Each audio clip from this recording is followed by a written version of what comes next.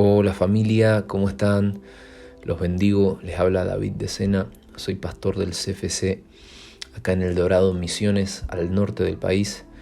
Y bueno, para aquellos que no me conocen o para aquellos que me conocen, porque en algún momento estuve compartiendo la palabra con ustedes, les mando muchos cariños y un abrazo bien grande a toda la familia, porque la verdad que siento a ICPC como parte de mi familia, como parte de mi casa, así que los bendigo. Y bueno, quería compartirles una reflexión, un devocional para que ustedes también puedan ser bendecidos y seguir creciendo en esta cuarentena, ¿no? Que nos ha encerrado a buscar más de Dios, a profundizar, a echar raíces para salir con más fuerzas y establecer el reino de Dios. Y sé que vienen hablando acerca de evangelismo, así que quería compartirles lo último que el Espíritu Santo me ha estado hablando acerca de este tema. Saben que soy profesor de historia y siempre que puedo estudiar algo acerca de la iglesia vinculada a la historia, me interesa mucho. Y en este último tiempo he estado estudiando bastante acerca de la iglesia primitiva y muchas cuestiones que están relacionadas con ella, y me he dado cuenta que uno de los principios más importantes que ellos tuvieron fue la paciencia. Es más, no existen tratados puntuales de evangelismo en los primeros 3 siglos de la iglesia, o sea, antes de que la iglesia se institucionalice en el Imperio Romano y un poco se ligue al poder, ¿no? No existen registros de tratados vinculados al evangelismo, sino que más bien la mayoría de los tratados apuntan a la profundización del discipulado, a la profundización de virtudes de la vida cristiana que todos los apóstoles, los padres de lo que se conoce históricamente como los padres apostólicos, los líderes que existían en ese tiempo consideraban que eran fundamentales. Virtudes, por ejemplo, como el de la paciencia en el medio de tantas oleadas de persecución que sufrió la iglesia, que llevaron al martirio a muchísima gente, empezando por Esteban, el diácono, como ustedes lo encontrarán en Hechos. Pero esta fue la normalidad con la que se encontró la iglesia por varios siglos, y cultivar la paciencia fue uno de los elementos más importantes que encontraron para crecer a largo plazo. Puede parecer increíble que una iglesia que se expandió tan rápido en esos 3 siglos, acuérdense que de pronto para el siglo IV ellos estaban siendo la religión oficial del Imperio Romano, pero en 4 siglos ser una pequeña secta, como muchos la consideraban al principio, del judaísmo, a pasar a ser la religión mayoritaria en todo el imperio más grande conocido en ese tiempo, fue un gran cambio, ¿no? Y me encantaría relacionar este tema de las virtudes que nosotros cultivamos con la cultura y con la importancia de la transformación de la cultura en la vida cristiana. Y creo que este es uno de los aspectos más importantes del evangelismo, porque quizás solamente tenemos presente el evangelismo como salir a la calle y hacer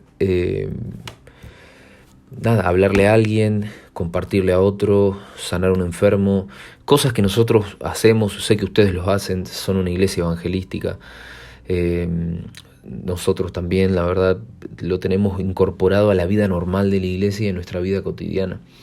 Pero saben que lo que más resaltaba a la iglesia primitiva y le permitió crecer a largo plazo fue justamente cultivar una cultura tan distinta a la del entorno, que llamaba la atención por lo que vivían, ¿no? Los primeros cristianos llamaban la atención por aquello que habían cultivado y cultivaban en su intimidad.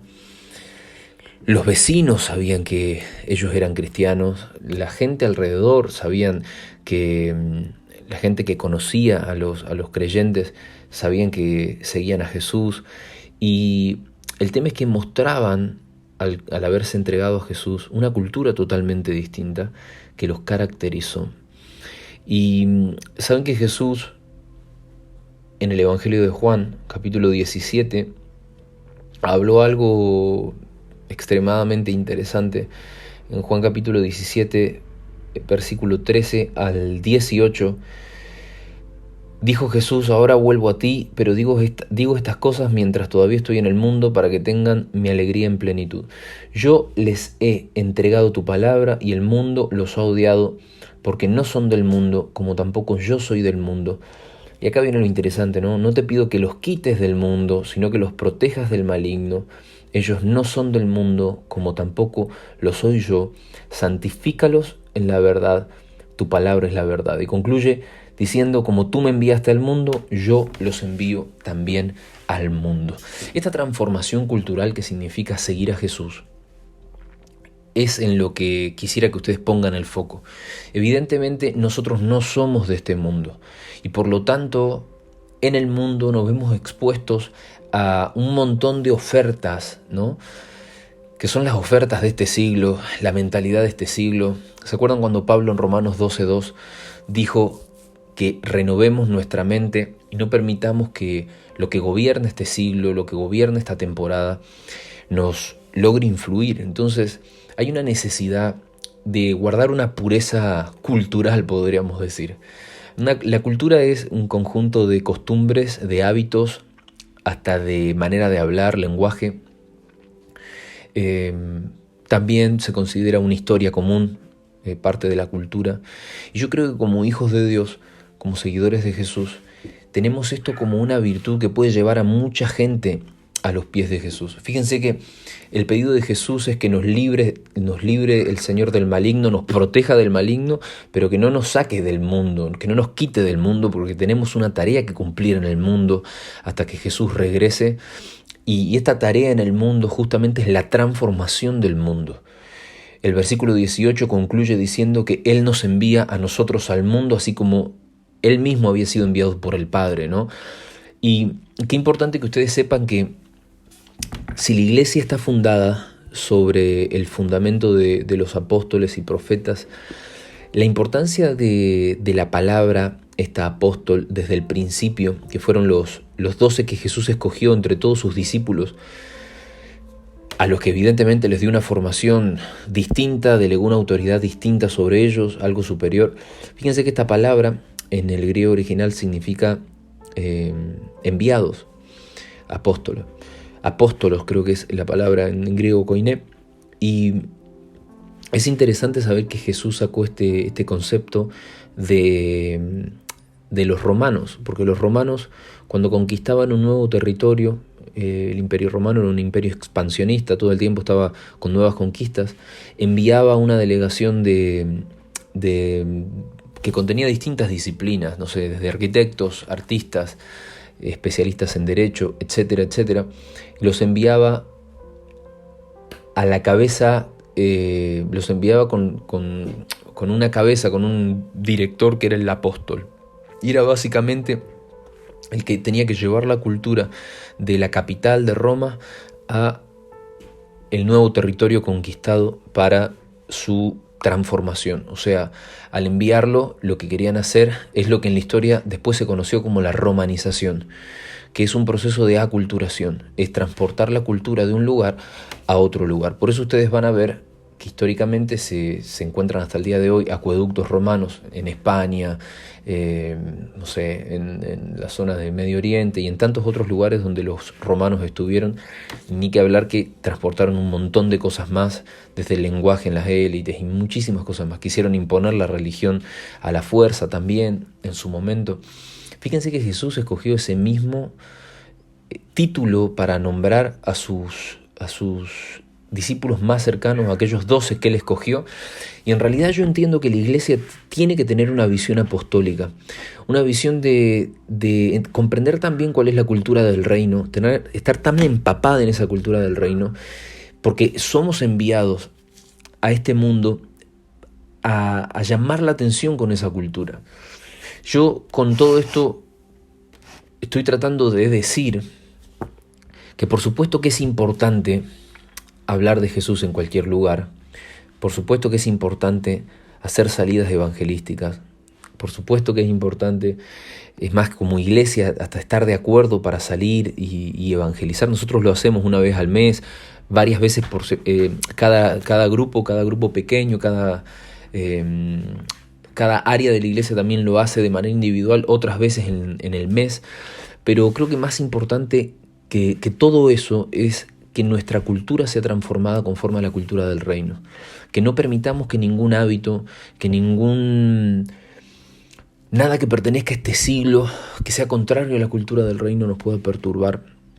Porque el deseo de Dios es que lo que Él nos dio, todo lo que Él nos reveló del reino de los cielos, pueda ser vivido a través de nuestras vidas, pueda ser experimentado, el resto lo pueda ver y por lo tanto lo puedan querer y lo puedan abrazar.